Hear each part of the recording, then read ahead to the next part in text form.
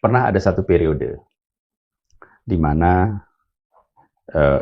proses penyidikan waktu itu Formula E dan luar biasa sampai gelar perkara 19 kali. Jadi sepemahaman umum nih, laporan itu ada jenjang tingkat bobotnya. Bobot yang paling tinggi adalah hasil investigasi sendiri. Jadi kalau KPK melakukan penyidikan sendiri, penyidikan itu bobotnya paling besar. Yang kedua adalah laporan dari BPK. Di bawahnya lagi adalah laporan dari masyarakat, internal audit. Apakah itu inspektorat, apakah itu BPKP.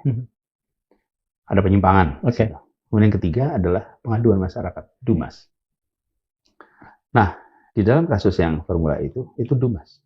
Jadi yang paling rendah, Nah, pengaduan masyarakat. Pengaduan masyarakat itu kan bisa siapa saja.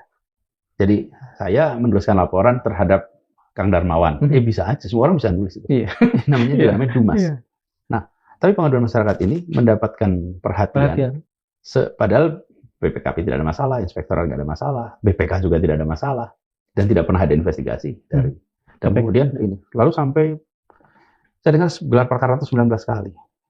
Kalau gelar perkara 19 kali itu, padahal gelar perkara itu coba aja dicek sama yang biasa melakukan ini. Ya rata-rata 2 kali, 3 kali. Gelar perkara apa sih? Gelar perkara itu kan seperti presentasi.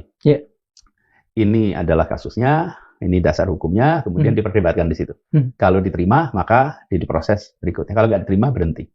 Dan kalau tidak diterima, maka ada koreksi. Silakan perbaiki. Koreksi. Ini perbaiki sampai 19 kali.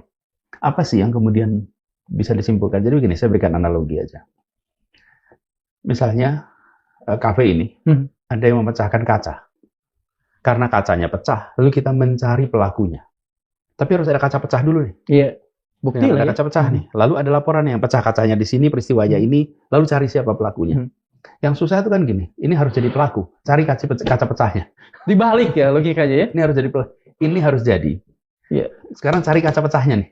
Di mana kaca pecah yang bisa disalahkan ke dia? Nah, ini repot. Ini repot. Itulah yang kemudian saya berikan istilah kriminalisasi. Kalau manusia, kemudian siapapun manusia tidak ada yang sempurna. Betul.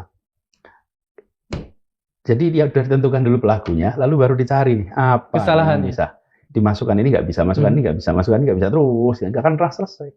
Ya sebetulnya bisa dikatakan bahwa yang pertama kali dicoba ditom lembongkan itu adalah Mas Anies. Saya tidak tahu waktu itu mau ditem lembongkan atau tidak. Yang kita tahu adalah terjadi proses itu.